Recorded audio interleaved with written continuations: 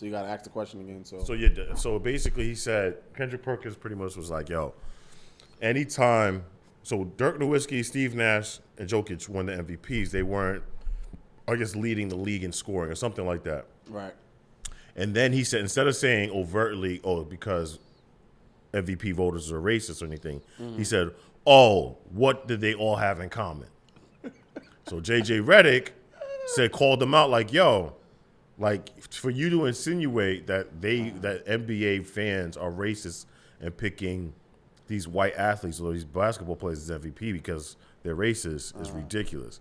And Perkins is like, I never said that. I didn't say that they were racist. That's not what I said. But we know what you meant. What you meant. So you're insinuating and you trying to... My G, it's not like fucking JJ Redick won MVP. You know what I'm saying? Like, Nikola Jokic is like... He's averaging the triple-double while having the best record in the league. Like, what else do you want from homie? Like... Steve Nash, whether you like him or not. One of them was Kobe's though, and Kyrie. He said, he alludes to that every chance he get. One of them MVPs was Kobe's. But who went further that year, overall? What year? I forgot what year did he win? I think that was because 2005. Kobe won. Nash won back to back. Nash won back to back. Right, but I'm saying I forgot what year. Shaq, it was one of years. Shaq thought he should have. Right, and somebody else was like, nah. And on top of that, that stretch that Nash went on, Nash got chased out of Dallas. They didn't want him anymore. They didn't want him anymore. They said he was washed. So, and then you got your career got resurrected when you went to Phoenix. You was the D'Antoni running gun style. You was putting up numbers. You was doing the most in terms of assists. You was doing it. You was also scoring with style. You was putting on a show. So part of the MVP to me is being a showman. You know what I'm saying? Like you are entertaining at what you're doing. You're not doing it boringly. Like, let's say for instance, San Antonio had the best record, but they playing ball like how that brand of San Antonio basketball. No one wants to watch that, even though they have the best record. If you could be the best player and not be a showman, then you're really not the best player. Right. No, but I disagree. I disagree with that part because if you're going to be the most valuable player, your team got to be winning. Because that's how you know Phoenix was winning. You're valuable. Phoenix was winning. Right, but I'm saying majority of the time. Plus, he made everybody around him better. Also, no, he definitely did. 100%. Like he definitely did. Yeah, he's the reason why they were great. Like you can say what you want, but because Barbosa got paid, Q Rich got paid, Stoudemire came to New York. He offered that situation. Yeah, he came off like Dirk Nowitzki literally won a championship. I don't know if that year he won the MVP, but whatever year he won, it wasn't like these was bums. You know what I'm saying? Right. Like they were doing work. No, they were like they were like some of the greatest role players ever. Of course, Raja Bell. Yeah, motherfucker. I mean, it's kind of like, and they should have beaten that. I think it was that Spurs series when they hit him. When Robert Horry G-checked him on the I know he's on the base, not the baseline. But the thing was, the Phoenix Achilles heel was they didn't play no D. They just tried to outscore you. And eventually, when you run into a defensive team, did D'Antoni come from that Don Nelson branch of basketball? Don Nelson? Who was it? No. I'm not sure yet, but that's Donnie Nelson was the coach. And then in Dallas. In Dallas, yeah. So that branch of that style of play emulated itself because. But D'Antoni took it to the level. He was like, "Yo, you got to shoot within 10 seconds. Like, hurry up. Like we got to go." There was no sets being there. It was like, this is basically in the park. Like, yo, we going to run them out. And but Phoenix made their bread and butter off outscoring teams. Yes. They didn't play no D. Phoenix put up damn near 125 points a game. Right. So, I think. Does Kendrick Perkins have a point? I think if you look at the numbers, you're always going to find a correlation between something. And that might have been it, right? That might have been the correlation right there, that these guys were middle of the pack when it came to scoring. However, the impact on the game was bigger than scoring. So sometimes you do have to sacrifice your scoring or your output in order for the team to win as a whole. Now, that's also not his game. Like that's how Steve Nash is not. I mean, he could shoot with the best of them, and he could score. Right. But if you're doing everything in all statistical categories, and let's say you're top 10 in rebounds, you're top 10 in assists, you're top 10 in scoring, or even top 15, right? And then you're winning at a high clip, and then everybody around, like, this is where they say the numbers speak for themselves. Yeah, but a lot of times, I don't know if you guys realize that I've said this more than once. when somebody wins the MVP, they usually have the best record in the league. James Harden, best record in the league. So let's LeBron, Cleveland and Miami, best record in the league. So let's look at it like this. What if the argument that Kendrick Perkins should have looked at was if you, and plus Kendrick Perkins has more privy to us than us in terms of what's the criteria for making someone an MVP. Well, that was the question he was asking. So you would think somebody like him would know, but he was asking the question, what is the criteria for an MVP? Because that was the discussion they were having. So because they were saying Giannis should win MVP, and they were saying like, well, Jokic is having another career year, right?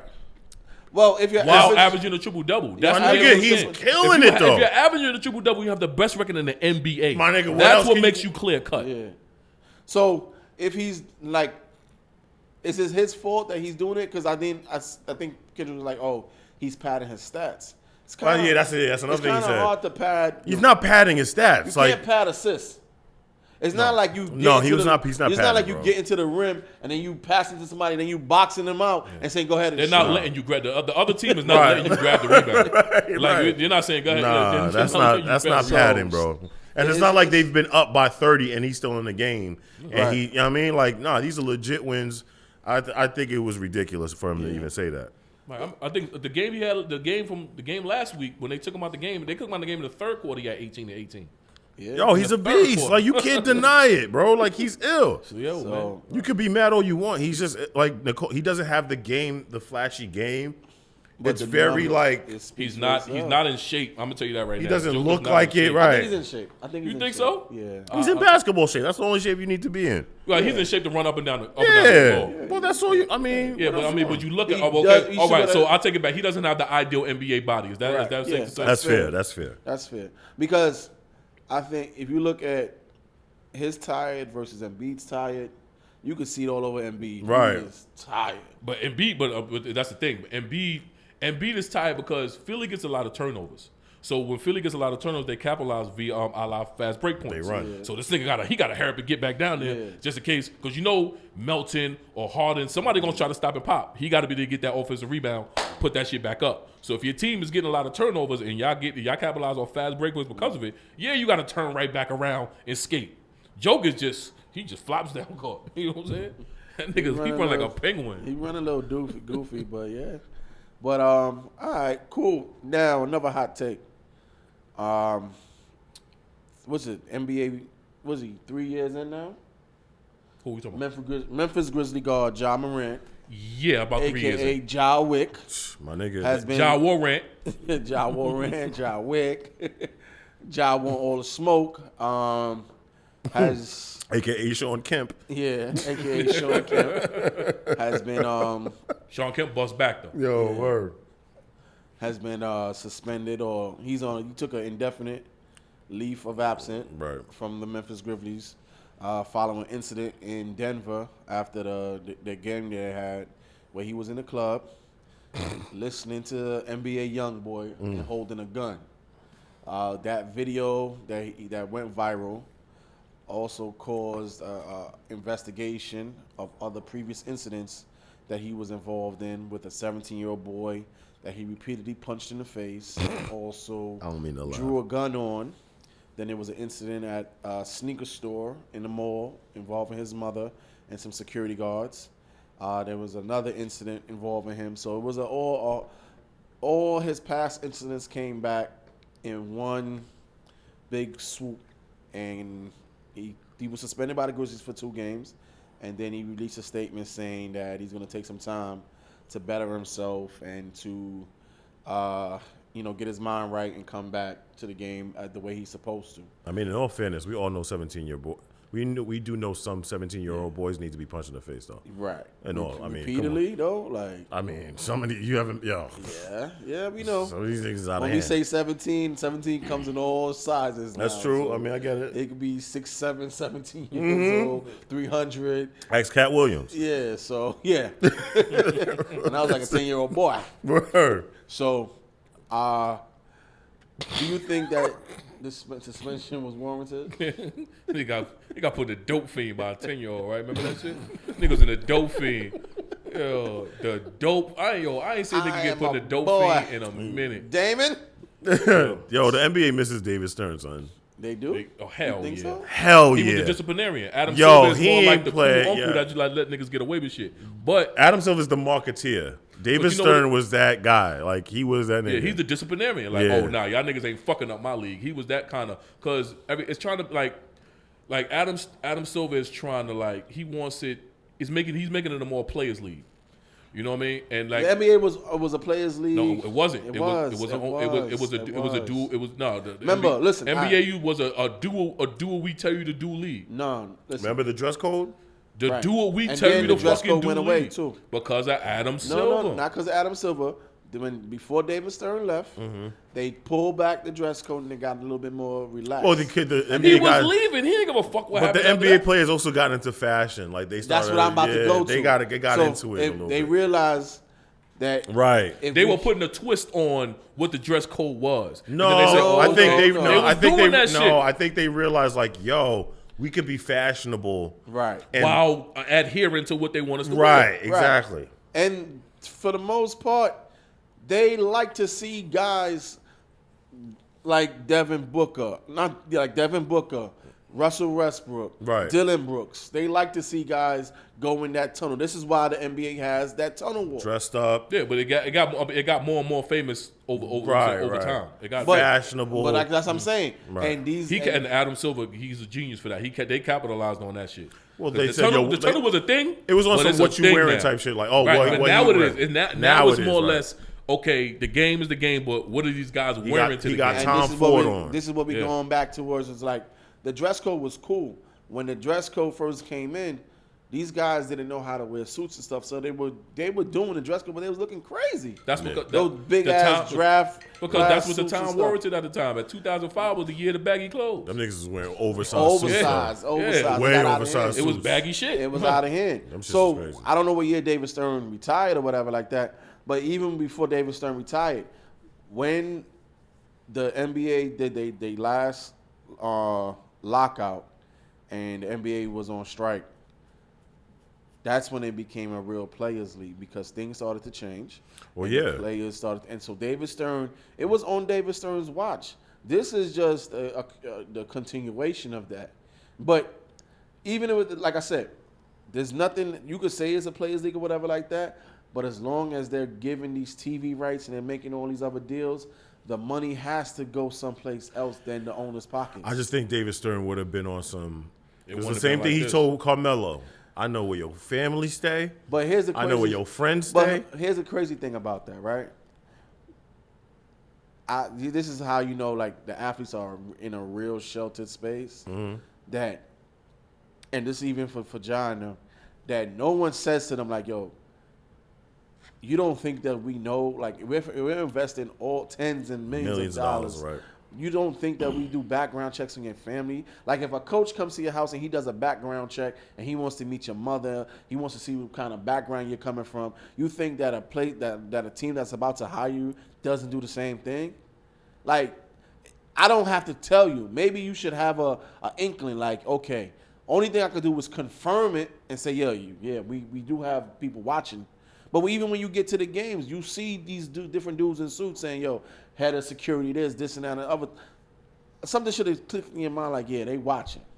They know my friends. Of course. Like, you know what I'm saying?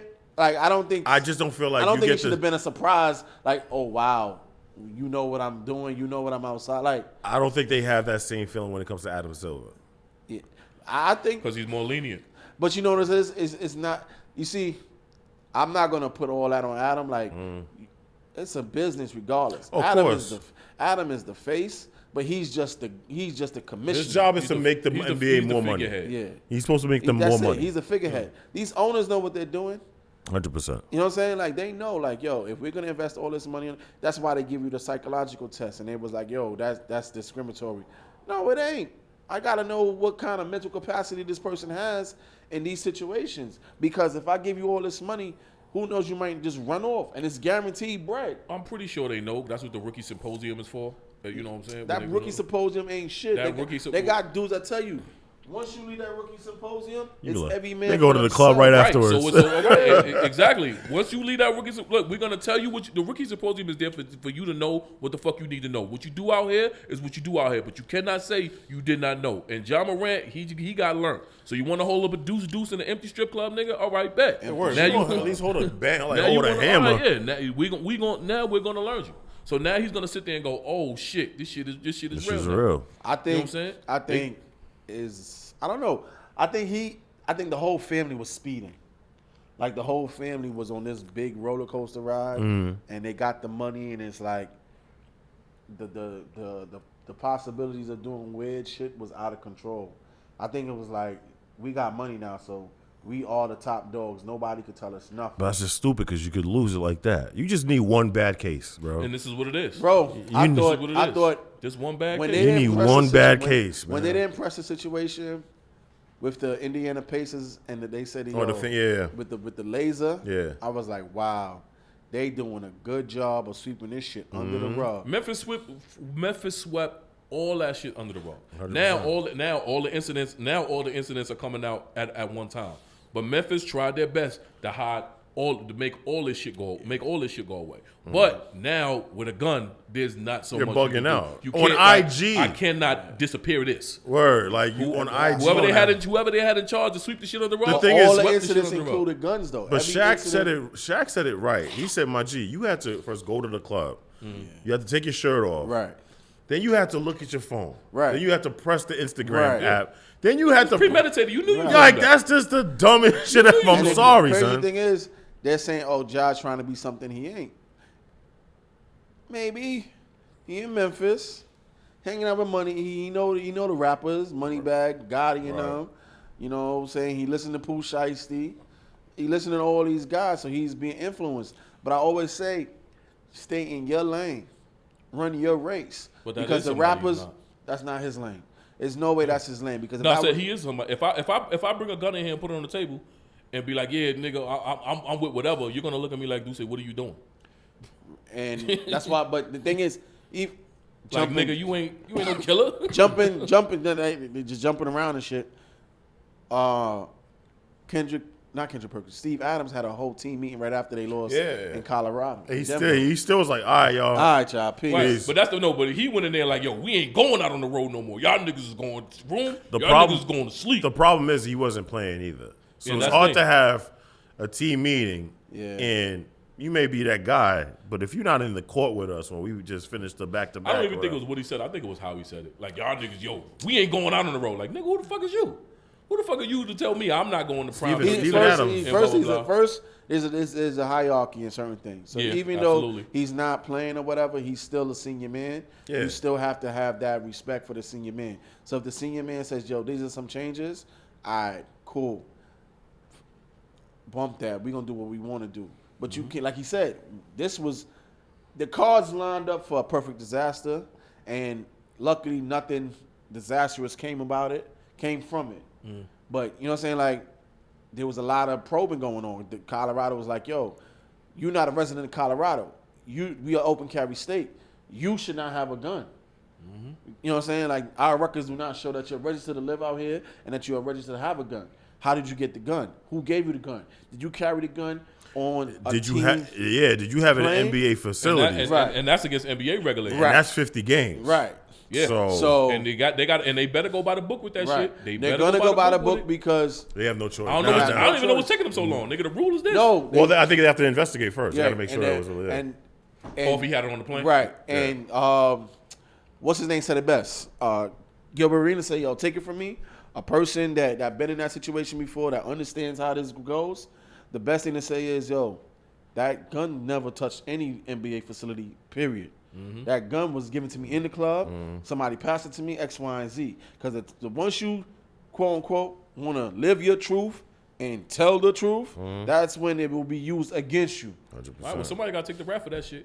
He Hey. gave it to me. Well, I gave it to Listen. him. Somebody got to take that rap. Somebody got to take the rap for that shit. Your mans came on a ride with you. Everybody started living like Icarus, and they started doing all this other wild stuff like they were cowboys.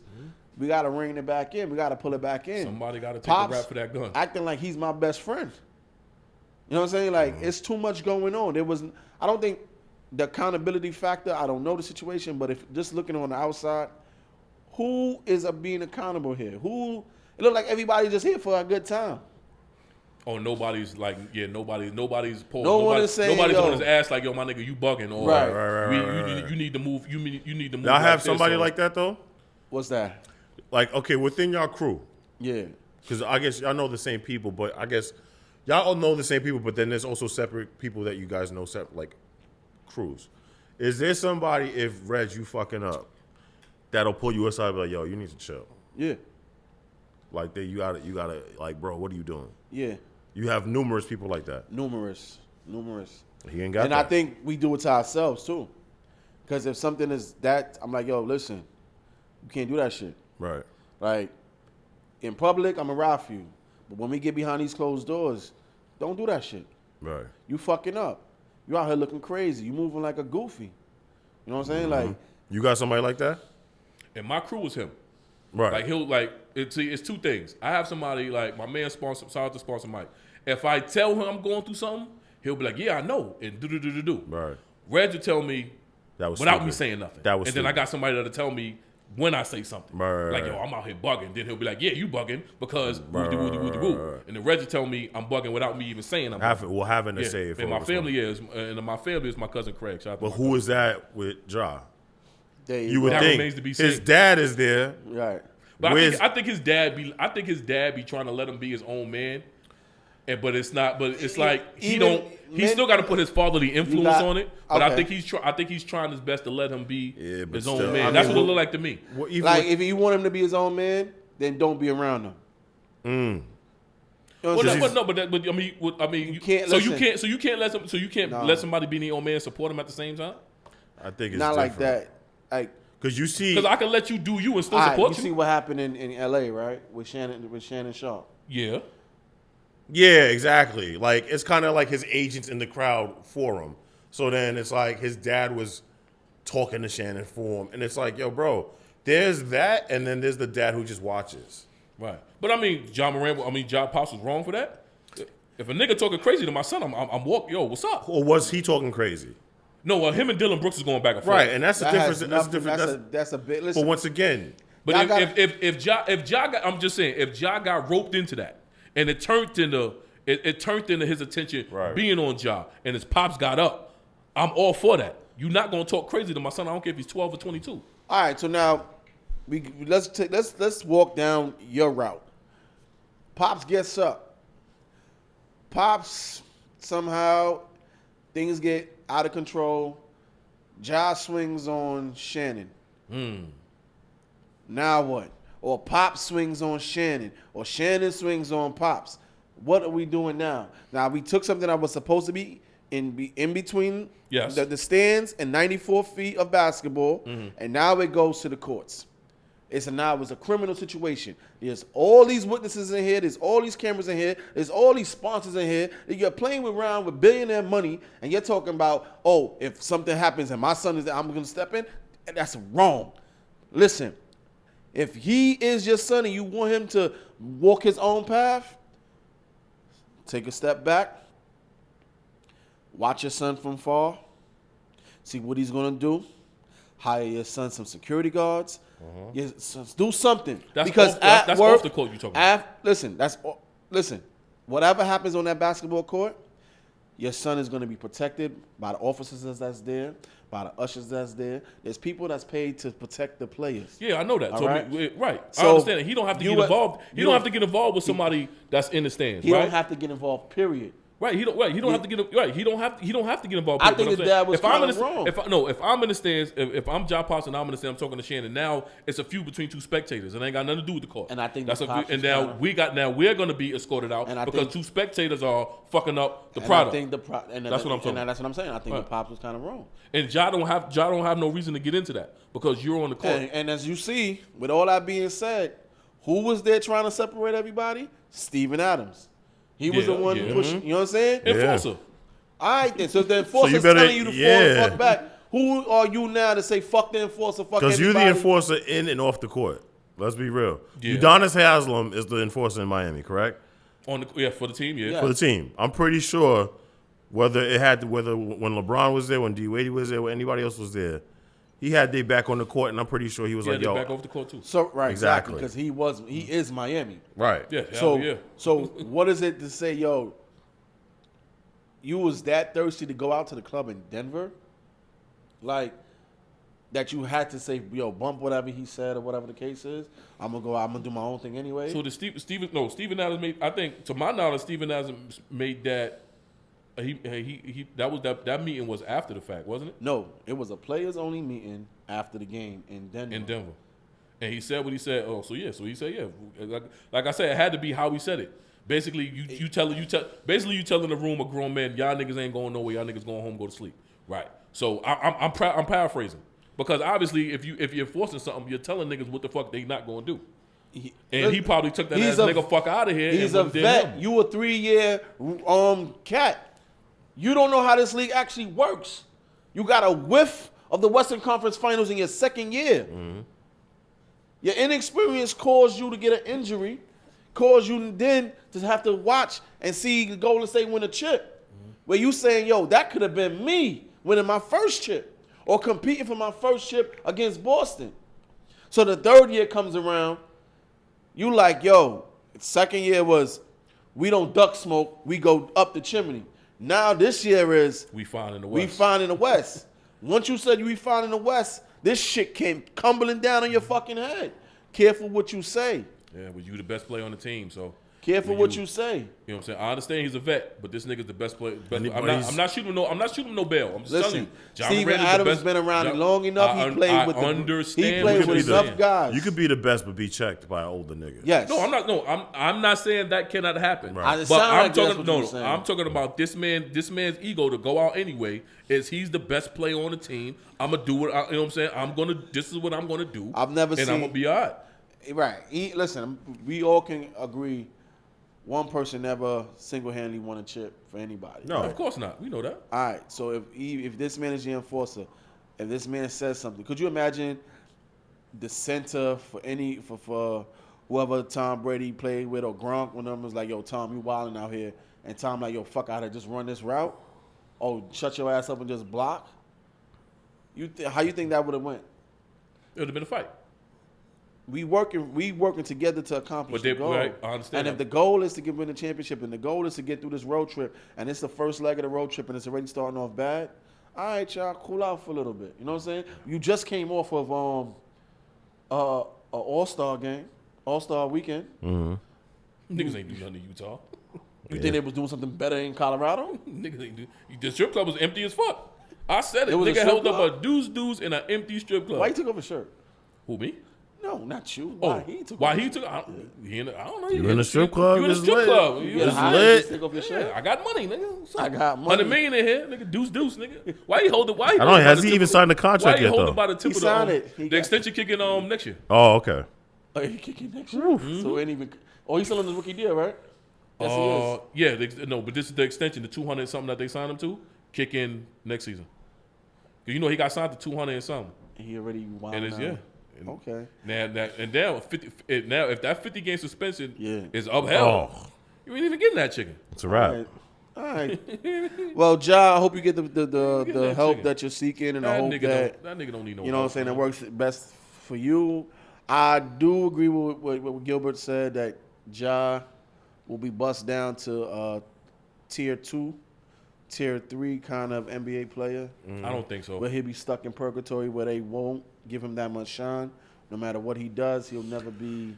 And it's a bad look because you kind of took over Kyrie's spot in Nike, and they gave you and I love the Kyrie. See the statement Nike put out? What they say? They stand in bio. Well, of course they're not. They're not gonna jump ship yet. I mean, you know, he ain't saying nothing. The moral of the story, anti-Semitic. Well, the moral of the story is keep picking up them guns and leave them Jews alone. Yeah, I don't know about. I mean, he ain't saying nothing anti-Semitic. Keep picking up them guns and leave them Jews alone. He hasn't killed anybody either. Like, I mean, so I think you have to be. I would expect Nike to be like, yo, we get it. We know what it is. If it was Reebok, if it was Puma, they'd do the same thing. I don't think they'd get rid of it. Yeah, because it's like it's guns, cowboy, Indian. You know what I'm saying? Like it's also probably gun guys anyway. And in all honesty, it's also Memphis. Like I'm pretty sure it's pretty lax out there when it comes to guns. It didn't strike a nerve like that because it didn't touch nobody's religion. New York. He ain't say nothing homophobic. You see what they did to Plexico. So, But his dumb ass, he shot the gun went off. but still, The gun went off. if he would have did that, wound. if he would have did that at Starlet's, Woo. But that's what happened to Odell, and that's why Sin City is shut down. After that fight when Odell was in there, he lost that earring. The Bronx borough president, the Bronx borough president made it his business to make sure and he went step by step. They lost their liquor license, and after that, Sin City was done. Odell for who? I don't know. It was something went on in there that involved him, and it was a big fight. He made a complaint. I don't know if it was IG or Twitter. He lost his earring, like $20,000 earring or some shit like that. See, that's the thing. like, you stupid. Why would you? And the Bronx president was like, "Oh, come back to the Bronx. We got so much more to offer." Oh, blah. See, and then after that was like the straw that broke the camel back for Sin City, boy. And I think that was the straw that broke the city club back because of that whole Plexico situation. All them clubs got shut down after that. And they reopened under something else. Nah, but it was never the same. I don't think that. I don't think. Nightlife was. How many strip clubs are left in New York City? Besides for Starlets, Sugar Daddies, Flash Dancers. I never heard of that. They got one. Perfections is They closed. got two in Perfections Times. closed. They got what's two the in other one? Times Square. What's the other No, one? we're not. We're not talking about those. No, we're not talking about those. We're talking about like Gentlemen's what's Club. like We're not talking about Jaguars.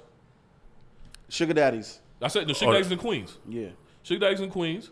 Perfection. Starlets is in Queens. I think Perfections Perfections is closed. Perfections is closed. Perfection's closed. That's it. Because we There's only didn't two have a strip lot. clubs. Riviera. Riviera. That shit is. Riviera. There's no strip clubs in Brooklyn. No. There's one in the Bronx. You now know that there's a just strip opened club in up. Coney Island? There's a strip club. Oh, well, if it's a basement shit. No, there's one that just opened up in the Coney Island. There's one that just opened up in the Bronx, and their thing is, come have brunch while Oh yeah, they yeah, dancing. I think I heard the commercial Yeah. on the radio or something like that. Yeah, that's their new shit. Yeah. All right, y'all. Thank you for listening. We just giving you one of our takes on this. But y'all don't need no help, man. Just take accountability for the dumb shit you did. Just own it, my nigga. It's All over. right, y'all. Take them 50 games like a man, nigga. Make sure to like, share, and subscribe. You know what it is. You know how to squabble. Yeah. Squabble there. Yeah. Teach you how to squabble. All right, y'all. Peace. All right, you ready to kick off?